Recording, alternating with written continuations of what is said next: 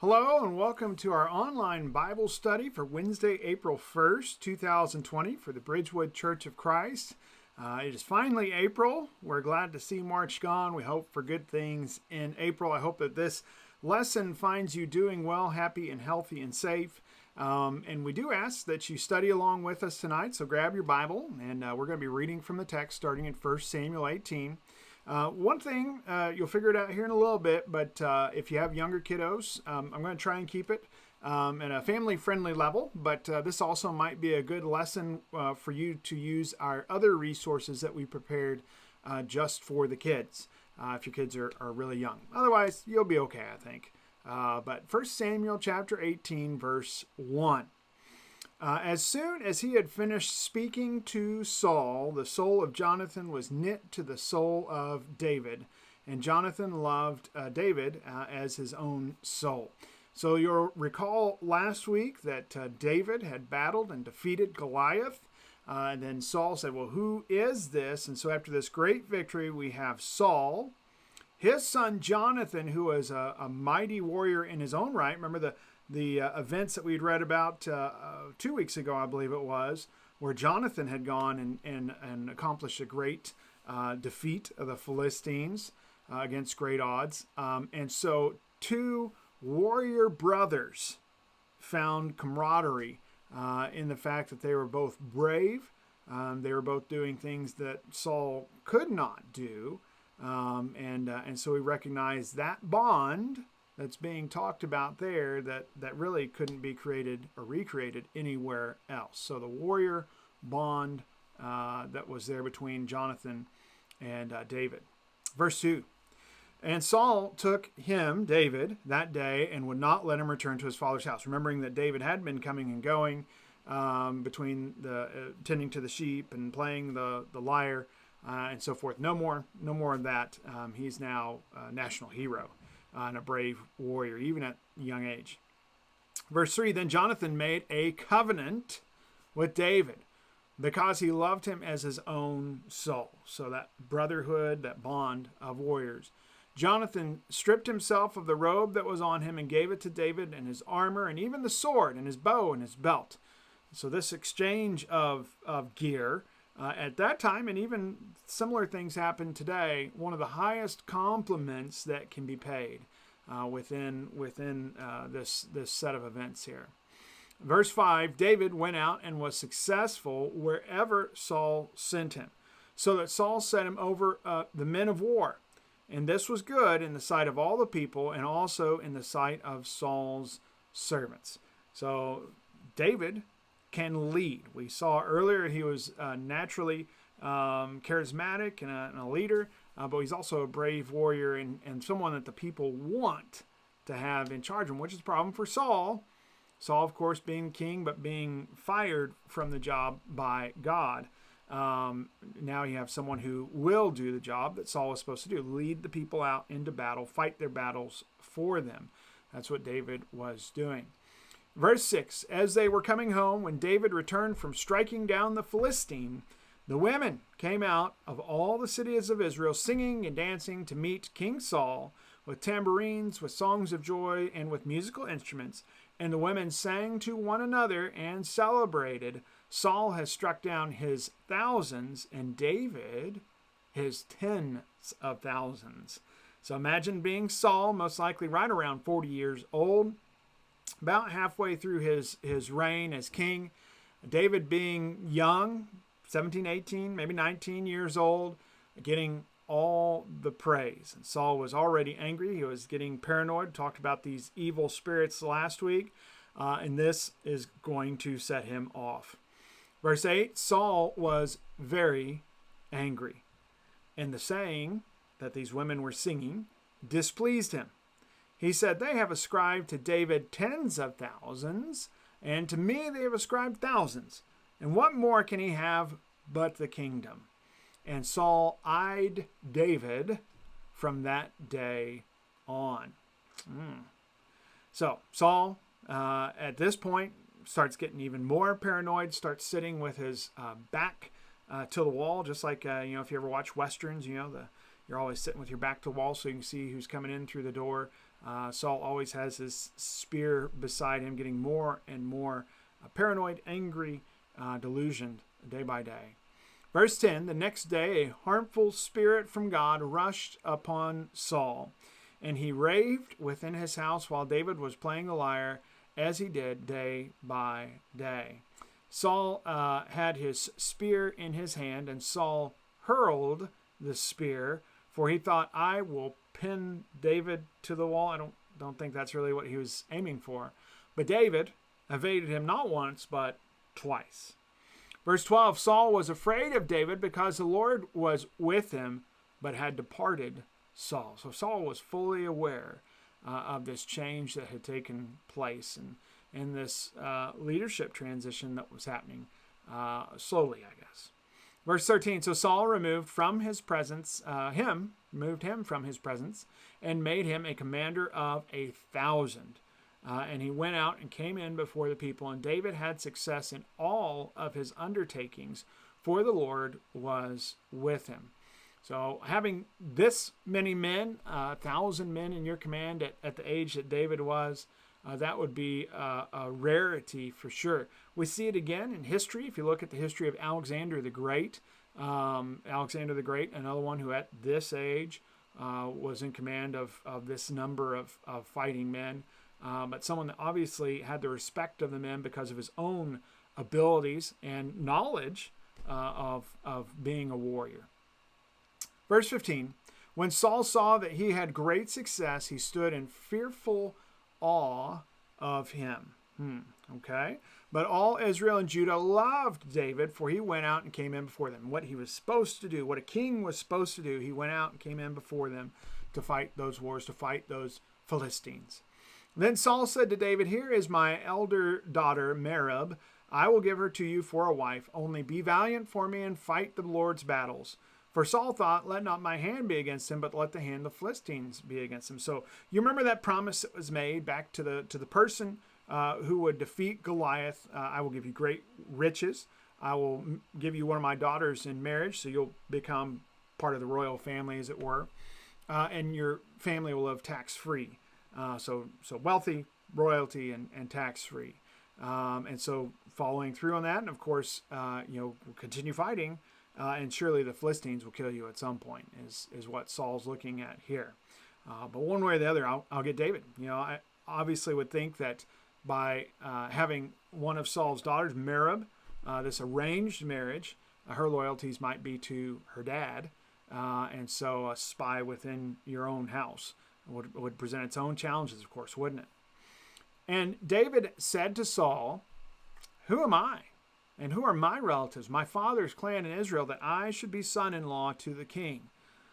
But at the time when Merab, Saul's daughter, should have been given to David, she was given to Adriel, a Meholathite, for a wife. So David smartly dodges this offer. I think he could probably see that Merab was being given to him in marriage, not as a reward, but really as a spy.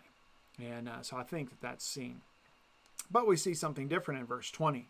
Now Saul's daughter Michal loved David, and they told Saul, and the thing pleased him. Saul thought, let me give her to him, that she may be a snare for him, and that the hand of the Philistines may be against him. Therefore Saul said to David a second time, you shall now be my son-in-law. So here's the second chance. And of course, there's feelings at play. I'm guessing maybe David probably had feelings for Michal as well. Verse 22, Saul commanded his servants, speak to David in private and say, behold, the king has delight in you, and all his servants love you. Now then, become the king's son-in-law. And Saul's servants spoke these words in the ears of David, and David said, does it seem to you a little thing to become the king's son-in-law, since I am a poor man and have no reputation? So I don't believe here that David is necessarily being humble, but I do believe that he understands the distinct implications that this move would have for him. You can obviously look at it your own way, but there is a lot of moving pieces to this series of events. Verse 24, the servants of Saul told him, thus and so did David speak, thus and so. Then Saul said, "Thus shall you say to David, the king desires no bride price except 100 foreskins of the Philistines, that he may be avenged of the king's enemies." They knew, these advisors to the king, they knew exactly which buttons to push on this warrior, David, this great warrior. Now Saul thought to make David fall by the hand of the Philistines, and when his servants told David these words, it pleased David well to be the king's son-in-law. Before the time had expired, David arose and went along with his men and killed 200 Philistines. And David brought their foreskins, which were given in full number to the king, that he might become the king's son-in-law. And Saul gave him his daughter Michal for a wife. But when Saul saw and knew that the Lord was with David, and that Michal, Saul's daughter, loved David, Saul was even more afraid of David. So Saul was David's enemy continually. So this plan backfires. The love between Michal and David is true. She is loyal, and we'll see that later on in our text, very loyal to David. And of course, God went out with David and protected him in his battles. So no spy, no God on Saul's side, so he is in trouble. Verse 30, then the commanders of the Philistines came out to battle, and as often as they came out, David had more success than all the servants of Saul, so that his name was highly esteemed, obviously, among the people. David is still young, but his stock, we might say, is rising like a comet. Chapter 19, 1 Samuel. And Saul spoke to Jonathan his son and to all his servants that they should kill David. But Jonathan, Saul's son, delighted much in David. So, it was a direct order, or maybe even an indirect order. Maybe like David later did to Uriah the Hittite. But why would my father want to put David in a dangerous spot? So, verse 2, Jonathan told David, "Saul, my father, seeks to kill you. Therefore, be on your guard in the morning. Stay in a secret place and hide yourself, and I will go out and stand beside my father in the field where you are.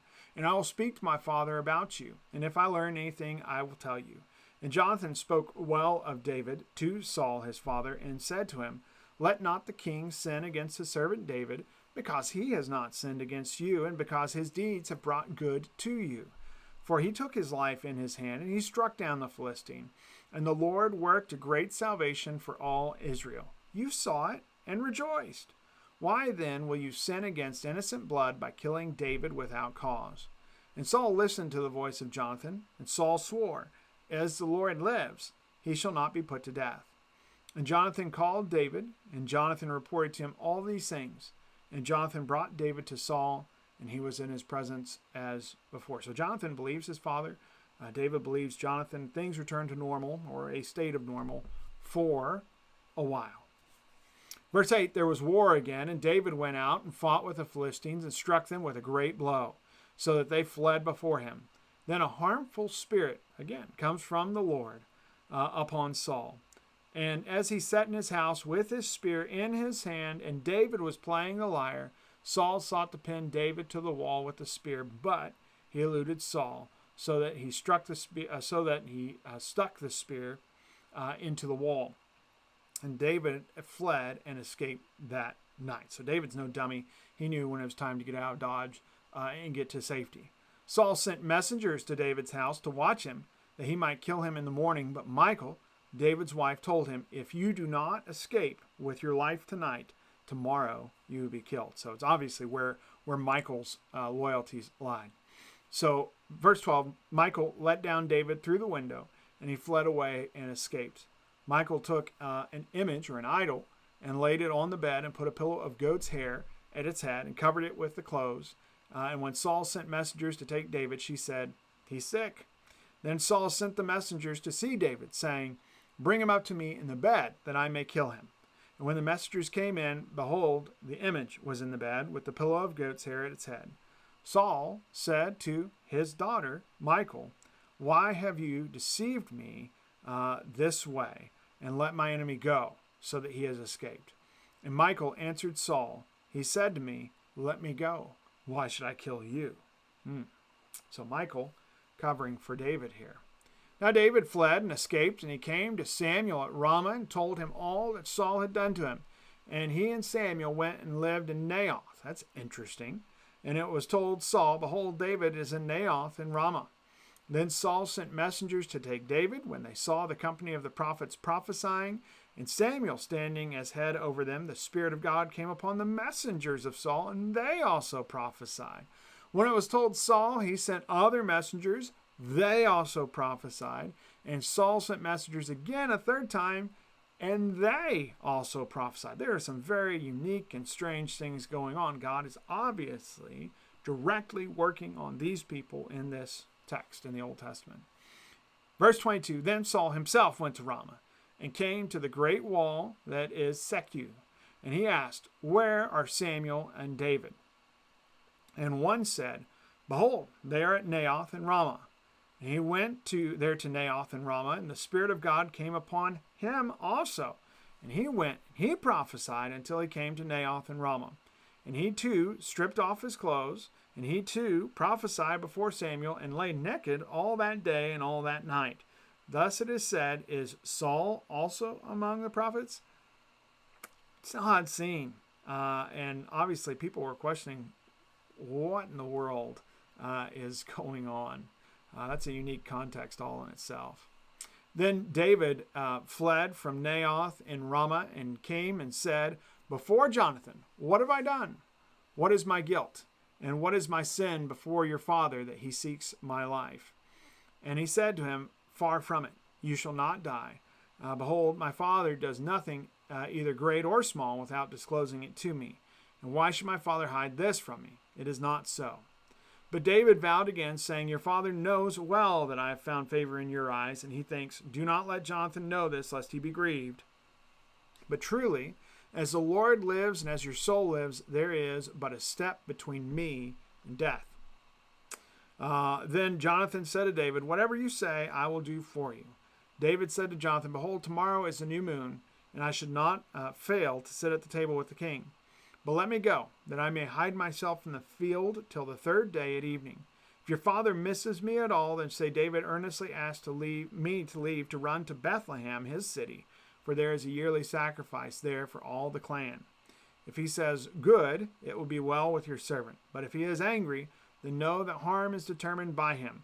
Therefore deal kindly with your servant, for you have brought your servant into a covenant of the Lord with you. But if there is guilt in me, kill me yourself. For why should you bring me to your father? So quiet a statement. If I'm guilty, just kill me now, yourself. Right? Jonathan said, verse 9, far be it from you, if I knew that it was determined by my father that harm should come to you, would I not tell you? Then David said to Jonathan, who will tell me if your father answers you roughly? And Jonathan said to David, come, let us go into the field. So they both went out into the field, because, of course, the palace has ears. And Jonathan said to David, the Lord, the God of Israel, be witness.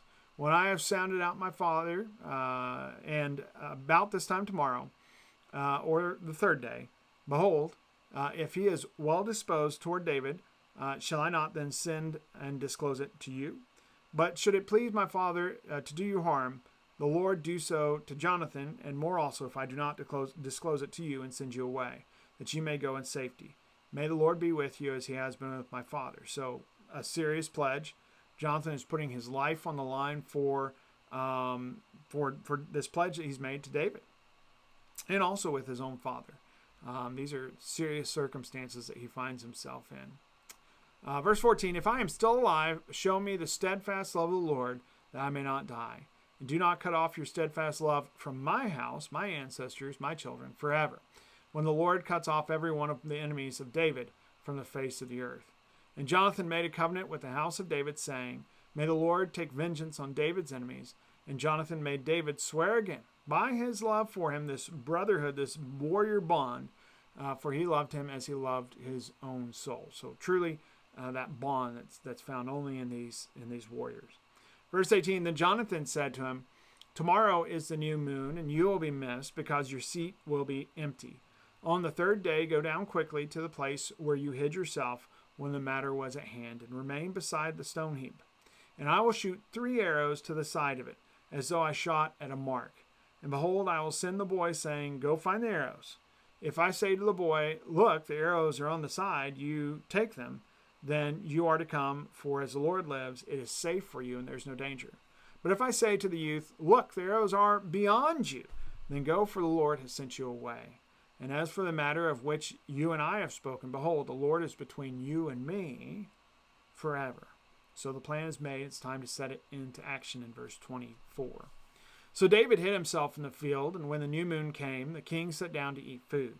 The king sat on his seat, as he had at other times, on the seat by the wall. Jonathan sat opposite, and Abner sat by Saul's side, but David's place was empty.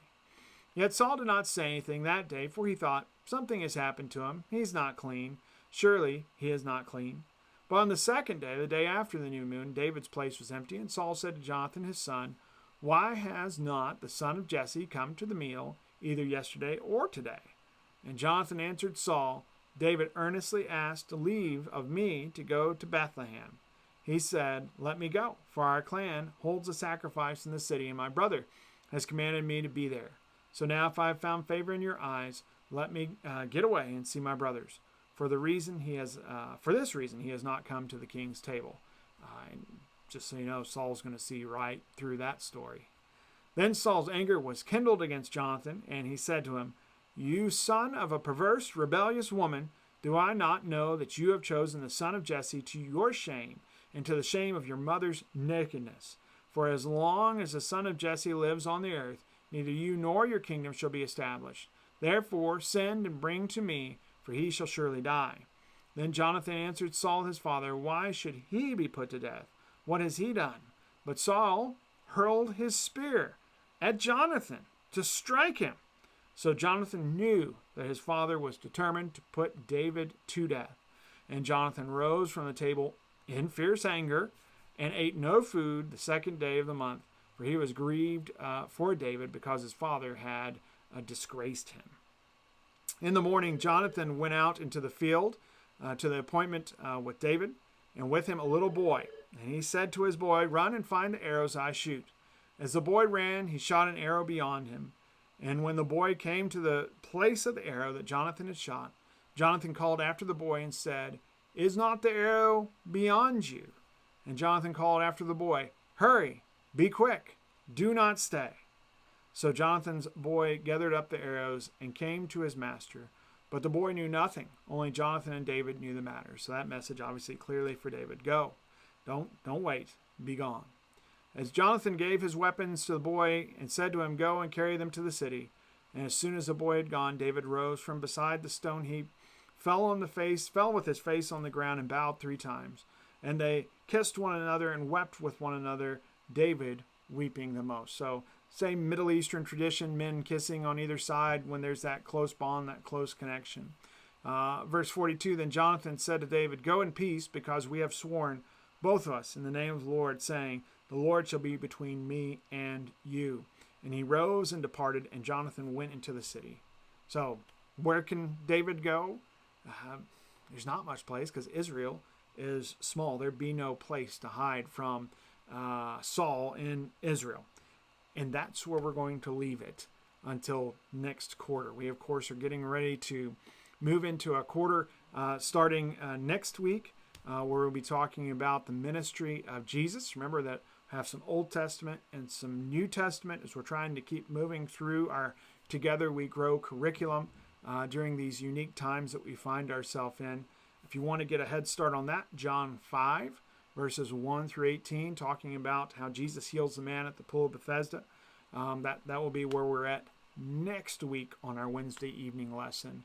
But in the meantime, hopefully you've gotten our email invitation. Remember, anyone who got the email invitation is welcome to come and join us in our Zoom chat here at 7:30 after class. Hope that you continue studying from Samuel, but also we hope that you join with us to pick up with Jesus' ministry and see how that connection between the Old Testament and New Testament is so very powerful and strong and teaches us so much. Thank you for joining us tonight, and we hope to see you here in a few minutes on Zoom.